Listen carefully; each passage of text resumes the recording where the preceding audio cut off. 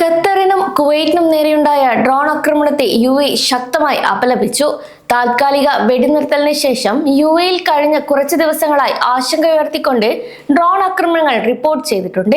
ഇതോടെയാണ് UAE ശക്തമായി തന്നെ ഇതിനെതിരെ അപലപിച്ചത്. കഴിഞ്ഞ ദിവസം ഇറാനിൽ നിന്ന് UAE ലക്ഷ്യമാക്കി വന്ന 2 ഡ്രോണുകളെ UAEയുടെ വ്യോമ പ്രതിരോധ സേന ആകാശത്ത് വെച്ച് തന്നെ വിജയകരമായി തകർത്തു. ഈ സംഭവത്തിൽ ആർക്കും പരിക്കുകളോ മറ്റു നാശനഷ്ടങ്ങളോ റിപ്പോർട്ട് ചെയ്തിട്ടില്ല. ഇതേറെ ആശ്വാസം നൽകുന്ന ഒരു കാര്യം കൂടിയാണ്. കഴിഞ്ഞ കുറച്ച് കാലത്തിനിടയിൽ ആയിരക്കണക്കിന് ഡ്രോണുകളെയും മിസൈലുകളെയും തകർത്ത് UAE അതിർത്തികൾ അതീവ സുരക്ഷിതമായി കാത്തുസൂക്ഷിക്കുന്നുണ്ട്. അതിനാൽ ഈ കരുത്തുറ്റ പ്രതിരോധ സംവിധാനം പ്രവാസികളായ ജനങ്ങൾ ഉൾപ്പെടെയുള്ളവർക്ക് നൽകുന്ന ആത്മവിശ്വാസവും ചെറുതല്ല.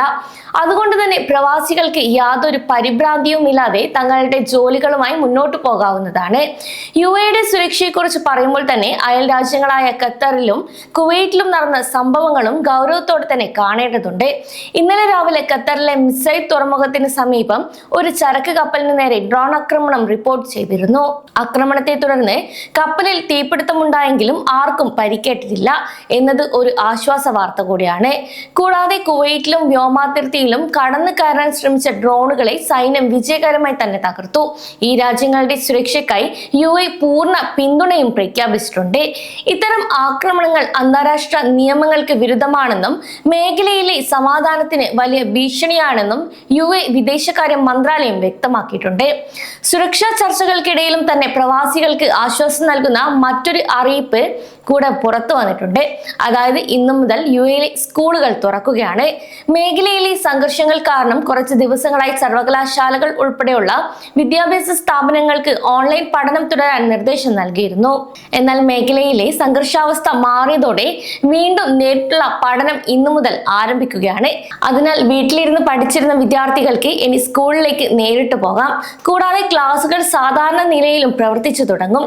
വിദ്യാർത്ഥികളുടെ സുരക്ഷ പൂർണ്ണമായും ഉറപ്പാക്കിയ ശേഷമാണ് ഈ ഒരു തീരുമാനമെന്നും അധികൃതർ വ്യക്തമാക്കി. പരീക്ഷകൾ നേരത്തെ നിശ്ചയിച്ചതുപോലെ തന്നെ നടക്കും. സ്കൂളുകൾ തുറക്കുന്നത് സാധാരണ ജീവിതം എത്രത്തോളം സുരക്ഷിതമായി മുന്നോട്ട് പോകുന്നു എന്നതിന്റെ ഒരു സൂചന കൂടിയാണിത്. മേഖലയിൽ ചില സംഘർഷങ്ങൾ നടക്കുന്നുണ്ടെങ്കിലും UAEയിലെ പ്രവാസികൾ ഭയപ്പെടേണ്ട സാഹചര്യമില്ലെന്നാണ് റിപ്പോർട്ടുകൾ പറയുന്നത്. അതിനാൽ ഈ ഒരു സാഹചര്യത്തിൽ ആരും പേടിക്കേണ്ട ആവശ്യമില്ല.